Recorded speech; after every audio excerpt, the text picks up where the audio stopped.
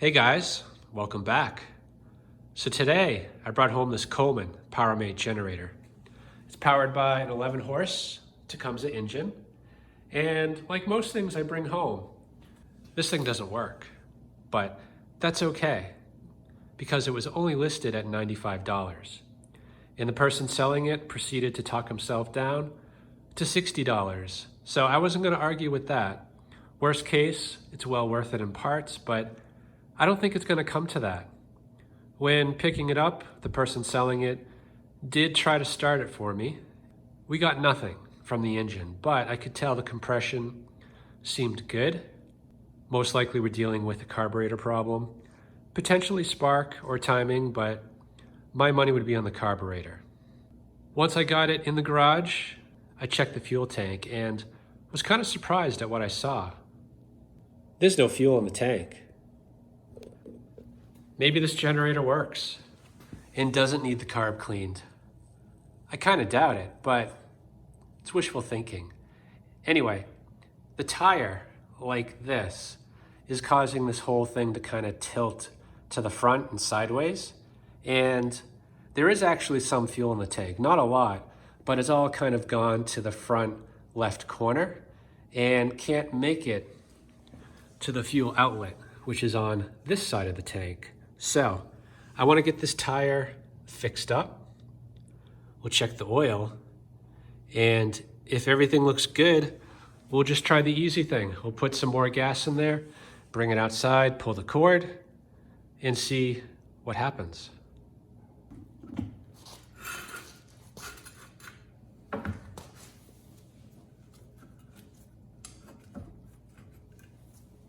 This tub's pretty dirty, so I'm just going to clean it up a little bit.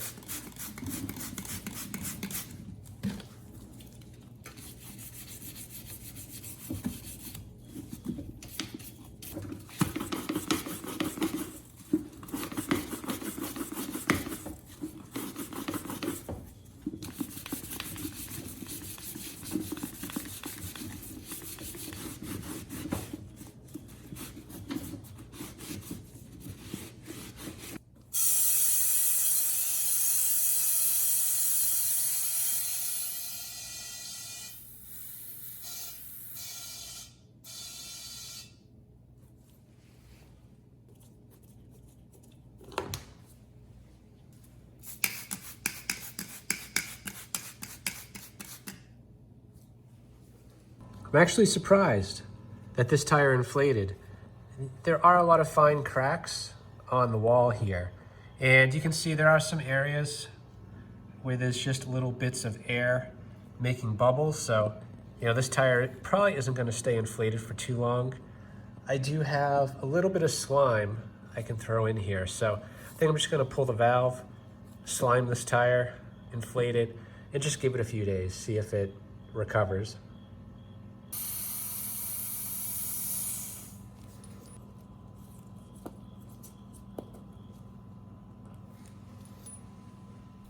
Yeah, so about 8 ounces for a little tire like this.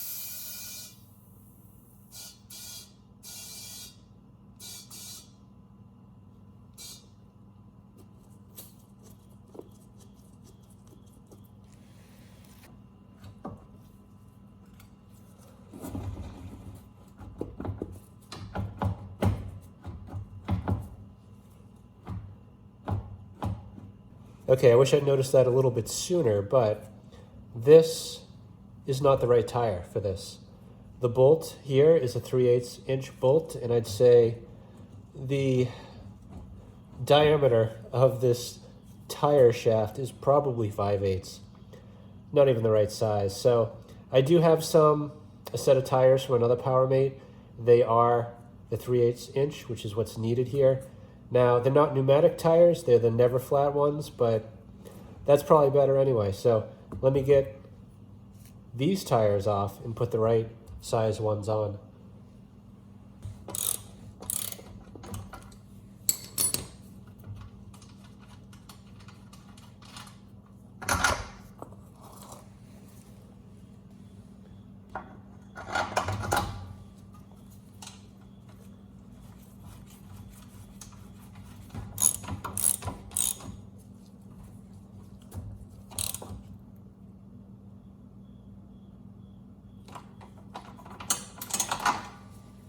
Yeah, not quite as nice looking. Wouldn't have been my first choice, but they fit on there the way they should. So I can come back to this later, assuming the rest of it comes back.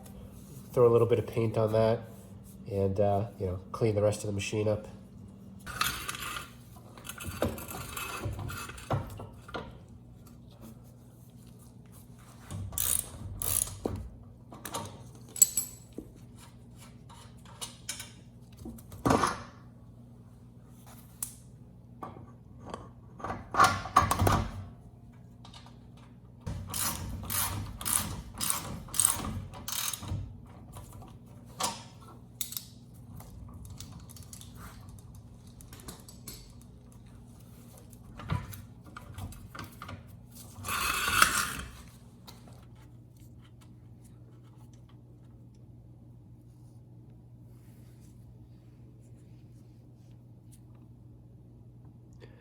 Okay, well, it doesn't look too oily. It actually looks looks wet to right about there.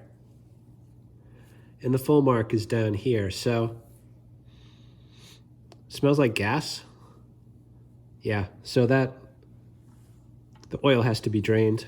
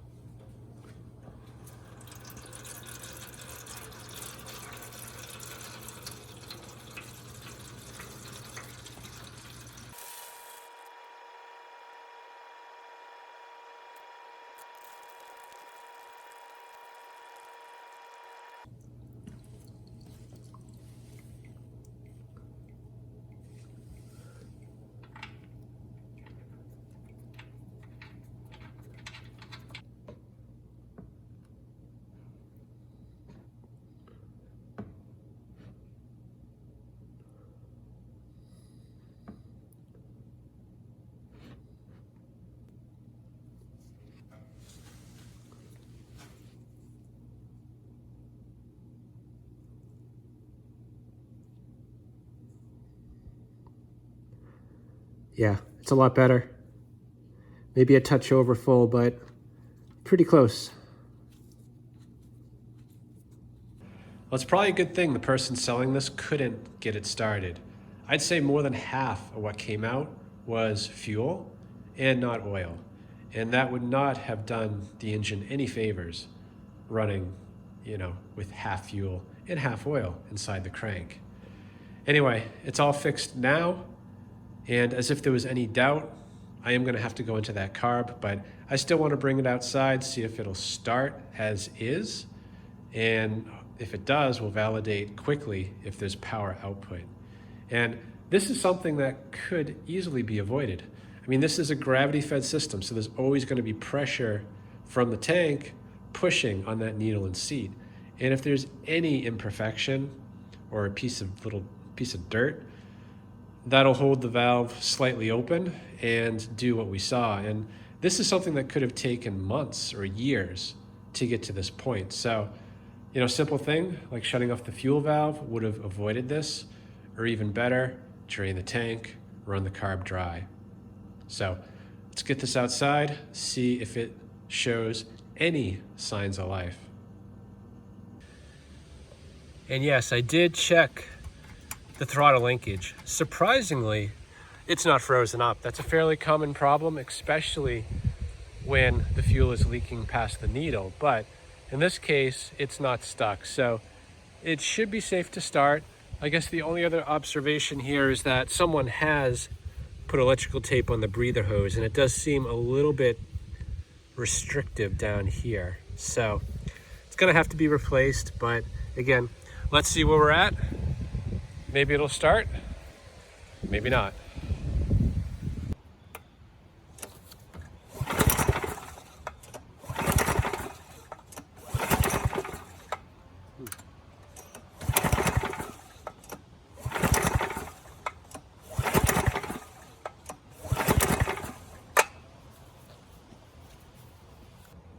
Yeah, I'm getting absolutely nothing from that engine, which is a bit interesting. I do smell fuel. I mean, potentially it's just coming from the tank, but usually when you smell fuel like that, it means there's stuff going into the carb. But yeah, maybe that's not the case. Anyway, I'm gonna get the air box off. I do want to give it a squirt of starting fluid and see if we can't get it to run for a second. If it does run, it'll verify that we have compression, timing, and spark. And then we know where to go from there.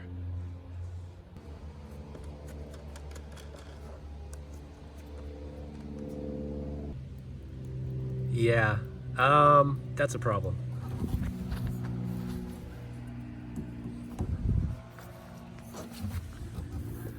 So this thing is flooding so bad that the fuel level is actually way up here.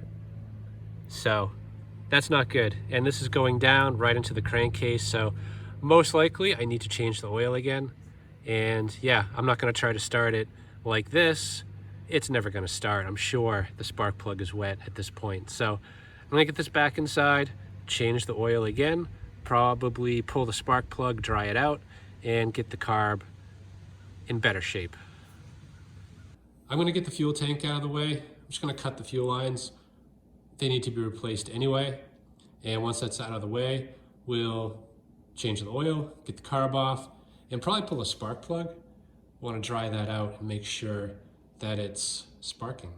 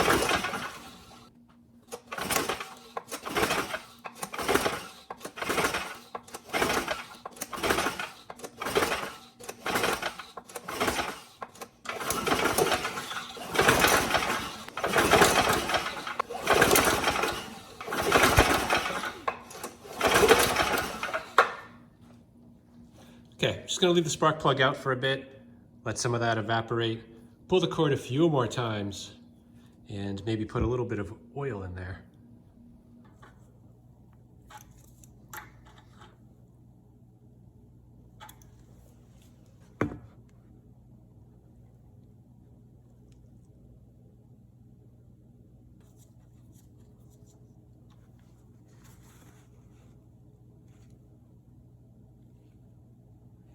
Perfect.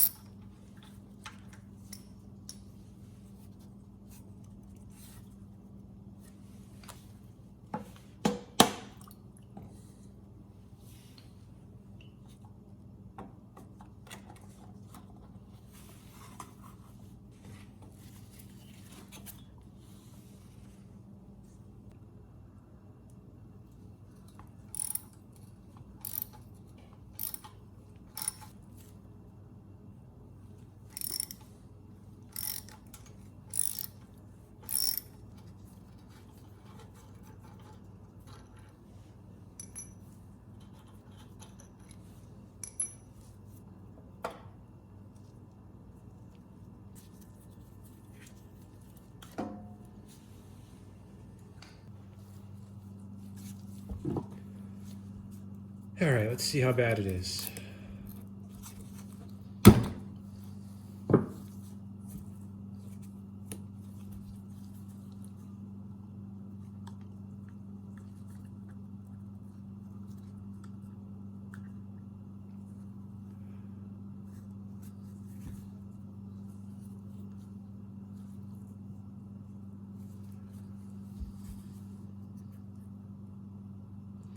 It actually doesn't look that bad.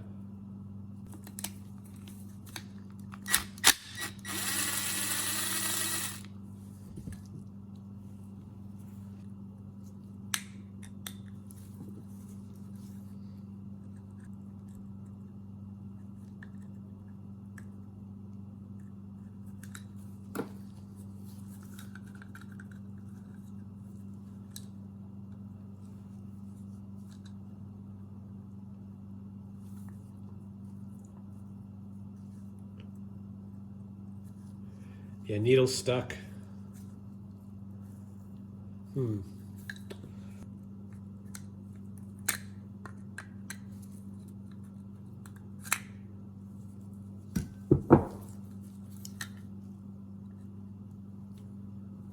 Wow. Look at all that junk.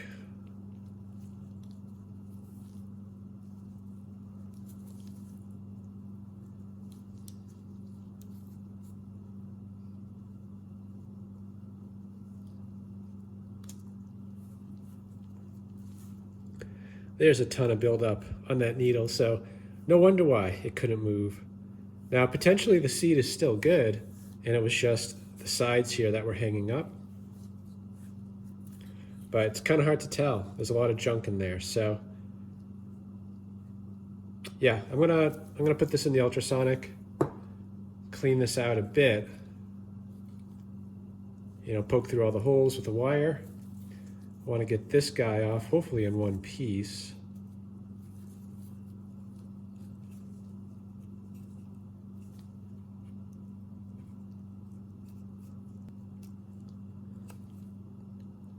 Yeah, not happening. I'm not going to force it. I'll soak it with this on, and it'll probably just come off on its own.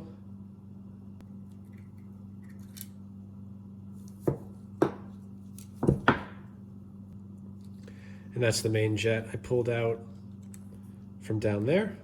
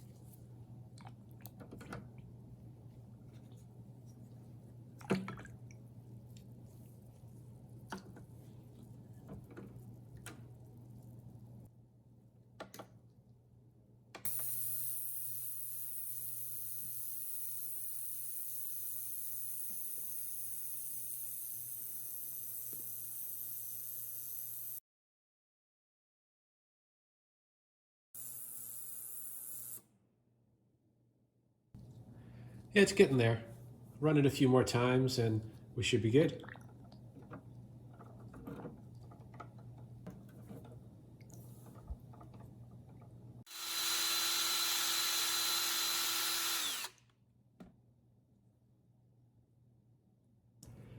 Okay, this thing cleaned up pretty well. You know, I just rinsed everything out with water, blew it dry, and the seat cleaned up well too. It actually looks fine. So I think the issue was just all the debris that was on the side of the needle, preventing the needle from moving. But I think it'll do a good job now that it's clean. So I'm going to reassemble this. We'll test the needle function, and if all is good, we'll throw it back on and bring it back out.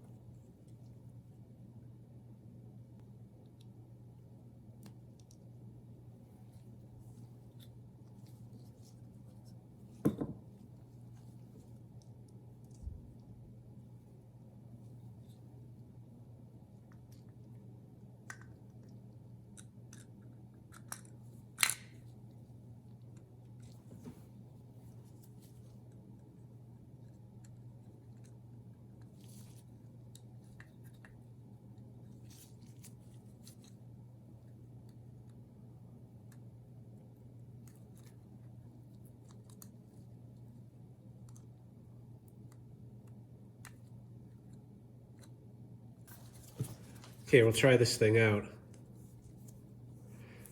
Just going to blow through the fuel line, and when it's upside down, that simulates the bowl being full. Air should not go through. And I hear nothing.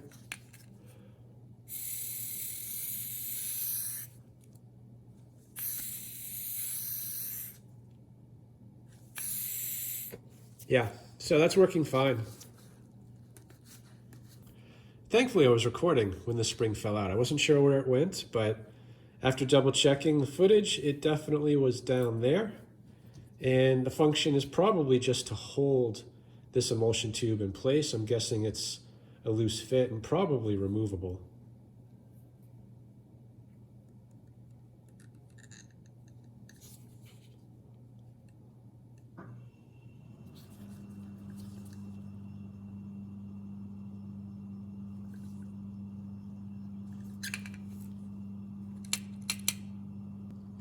Yeah, I might have done this in the wrong order. I'm going to pull the main jet back out. We'll try this again.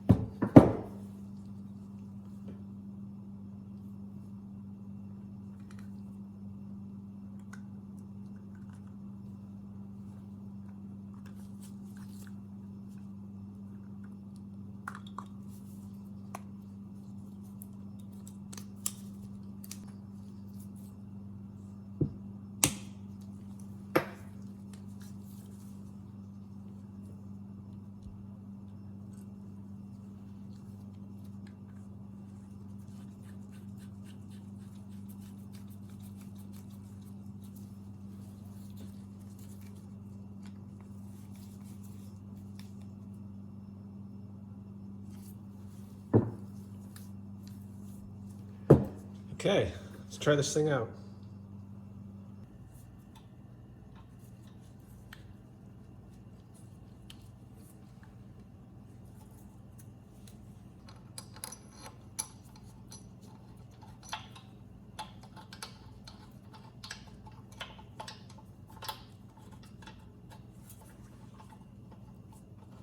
I usually tighten carburetors to about 60 inch-pounds.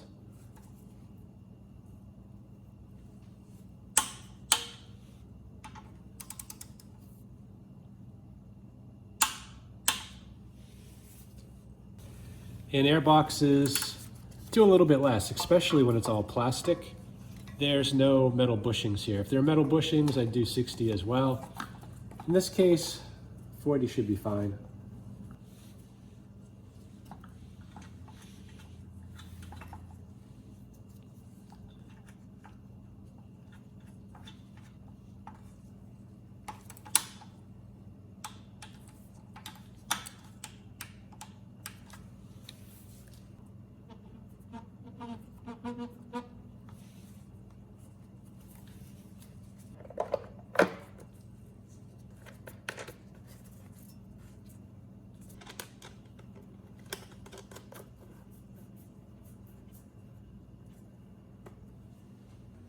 Just gonna put a little bit of oil down the cylinder.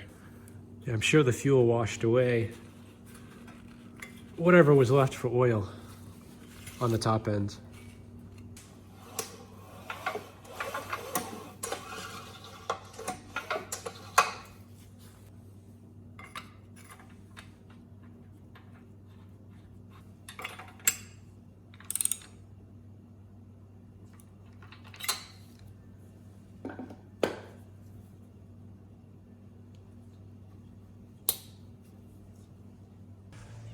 We're ready to give this thing another try. For now, I've omitted the fuel tank, and actually the breather hose is unplugged. The hose is pretty damaged, and given that it was just feeding fuel right into the crankcase, I thought it would be prudent to keep that off. So let me pull the cord and see what happens.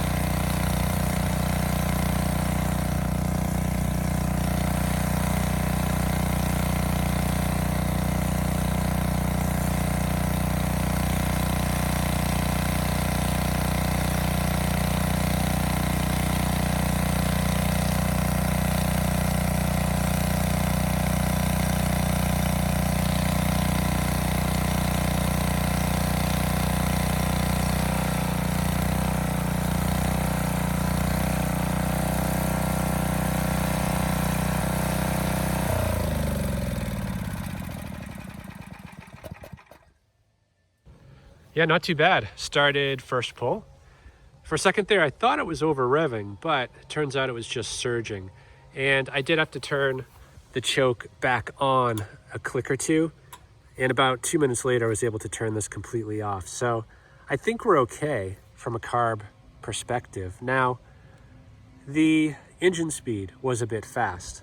It was running at 60.5 hertz unloaded and 131 volts.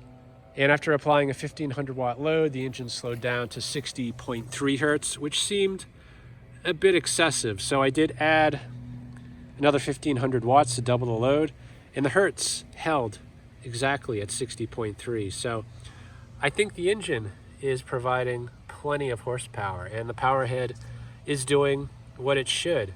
So I think we're in pretty good shape. You know, potentially I might slow it down a bit.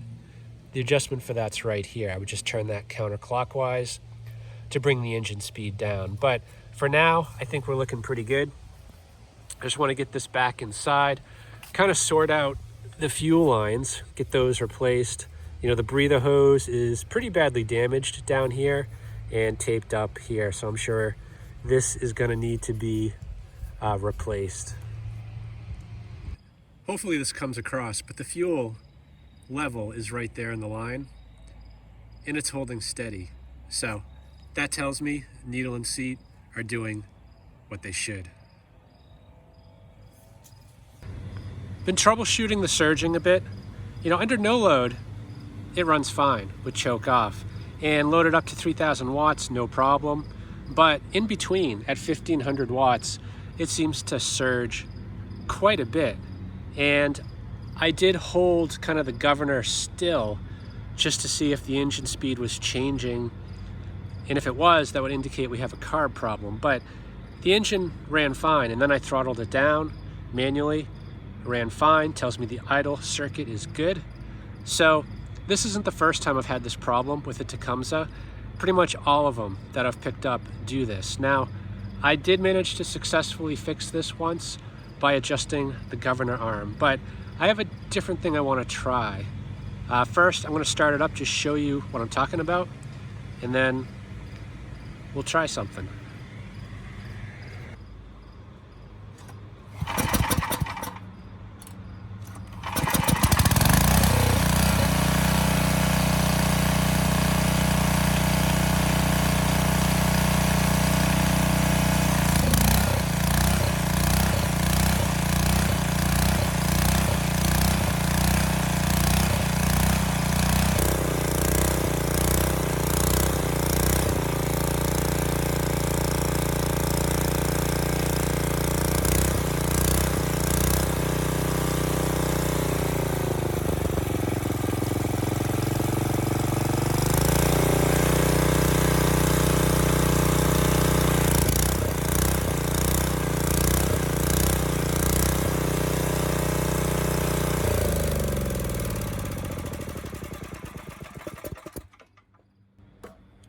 Okay, so hopefully you could see what was going on.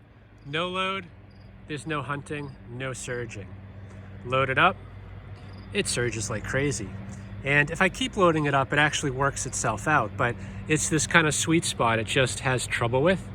And I manually throttled it down, no problems. And then I kind of held the governor arm steady. And the engine sounded good. Like if the engine was sputtering or losing speed, it would tell me, yeah, there's a carb issue, maybe a spark issue, but that's not the case. It's a governor issue and maybe a sensitivity issue, but we're on the furthest hole out on the arm. I can't make it any less sensitive than it is. So this is what I'm gonna try. Tecumseh doesn't have a spring on the arm, on the rod that connects the governor arm to the carburetor. Most of them have a spring, and the sole purpose of that is to take up any slop between the governor arm and the carburetor. That rod fits in a hole on each end, and if there's any slop, things can kind of wiggle around a bit, and this spring holds everything tight. So I'm going to temporarily install this, see if it makes any difference. So one end of the spring is right here, and the other end is kind of up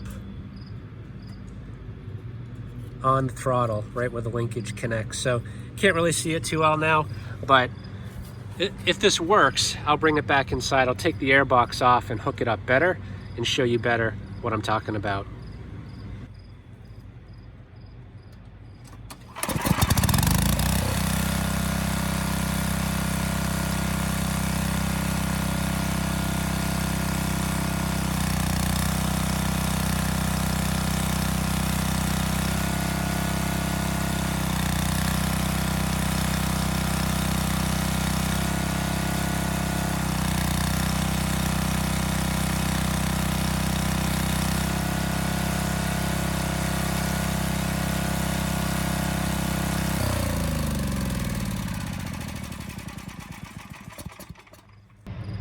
Okay, good. That's all it was, a spring. Now, pretty much every small engine manufacturer does put those springs on. Tecumseh is the exception. I'm not sure why. Maybe when it was new, it didn't need it, but this thing is not new anymore. So there's slop on that governor rod, and that's all it was causing this issue. So luckily I had a few of those springs from other blown up engines. That particular one came from a Briggs 10 horse. So I'm gonna get this back inside, we'll get the air box off, hook up that spring a little bit better, and that way you can see also better what I'm talking about.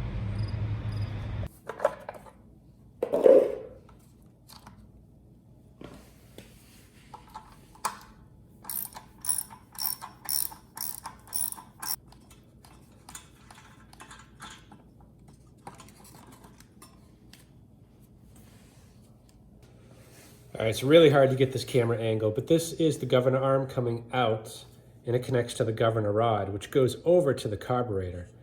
And the slop I'm talking about, hopefully you can see this, but when I move the rod, it moves around in that shaft. And that is compounded by the fact that the rod connects to the carb and has a similar issue. And that's all that was causing that oscillation. So I hooked one end of the spring right there, which should be fine. In the other end, I temporarily put in this hole here. And if I hold things still here, you see how that rod is just moving around in there? That's the problem. So this spring ideally would be on a hole a little bit closer to the edge. As it is right now, it kind of drags and scrapes. And over time, that's probably gonna wear out and just break the spring. So I guess I have two options. I can drill a hole right there or double up, which some manufacturers do, but I find whenever I try it, it ends up binding a bit so that this doesn't kind of actuate the way that it should. So probably just drill a hole, and if that fails, we'll try doubling it up.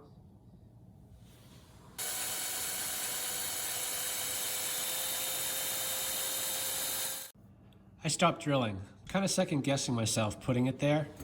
The issue is when the throttle plate goes to close, it's going to make contact and interfere with the operation of the throttle plate. So this is not a good spot for that.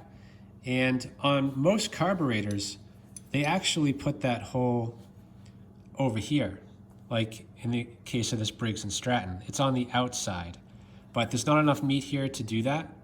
And I did try to double up, but the tolerance is too tight. I can't get that spring in. And even if I did, it'll probably cause this to bind, which is a bad idea. So the governor arm is actually downhill. And by placing it where it was, it causes it to kind of press hard right there. So I think the solution here is to actually put this on upside down.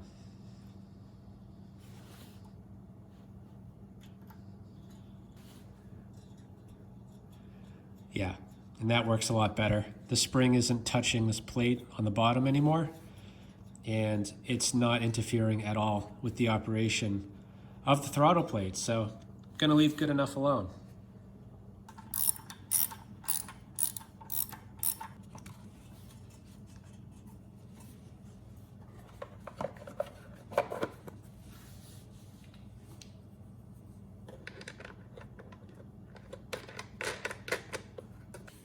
Now I'm going to swap out the fuel line.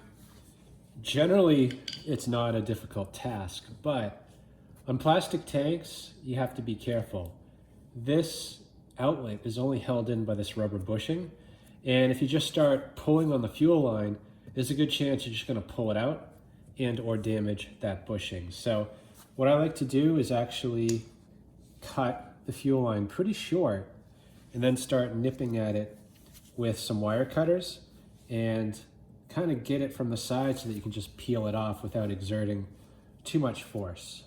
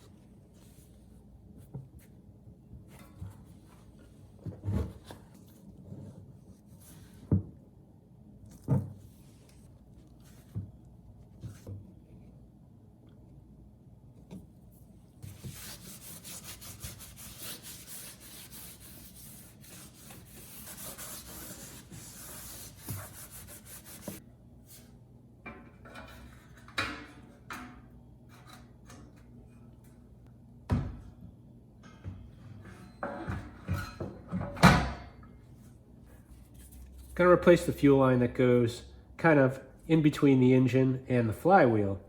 Now, I am going to use 1/4-inch line, but the outer diameter is actually going to be 7/16 rather than 1/2 inch. So that'll give me a little bit of extra room to work and make it a little easier to pull it through.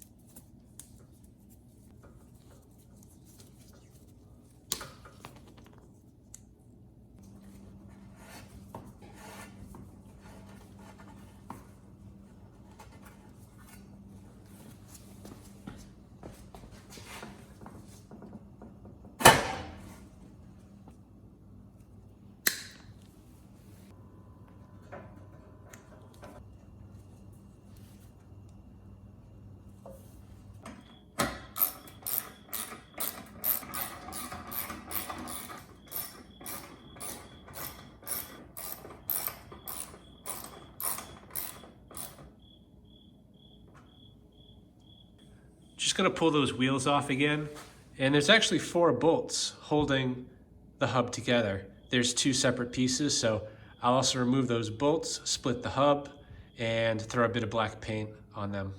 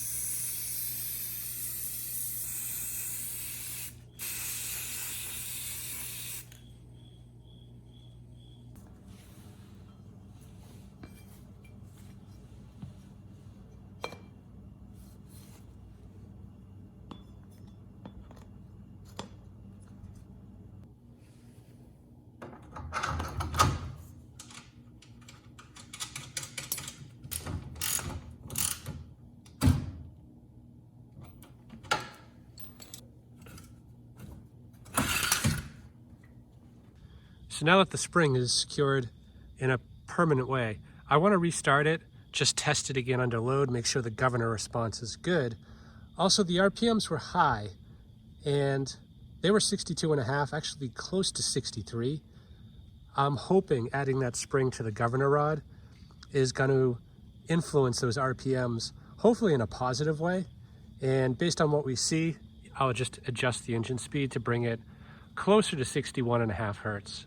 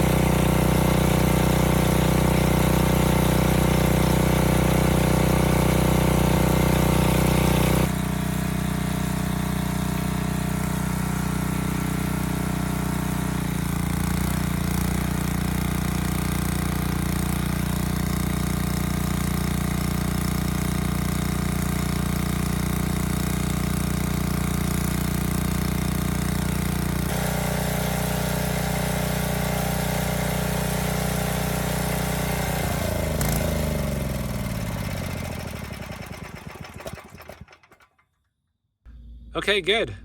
The engine actually ran a bit slow with that spring on there.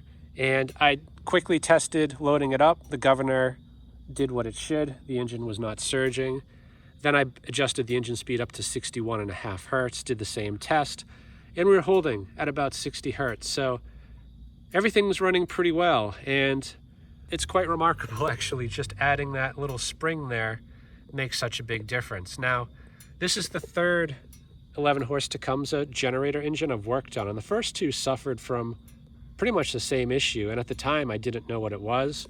You know, one of the engines I did adjust the governor arm. There's like a pivot right there, and that improved things a bit, but nothing as dramatic as adding that spring. So definitely something to keep in mind if you have one of these engines or you're working on one of these engines. Just adding that Briggs 10 horse governor rod spring makes a big difference. Anyway, this thing is pretty much done. Yeah, I ordered the hose. It's back ordered, so it'll probably be here in a few weeks, but other than that, there's really nothing else to do on this. So I hope this video helps someone. Thanks for watching. Okay, got some bonus footage here. The part did come in, so this should be pretty easy, I hope.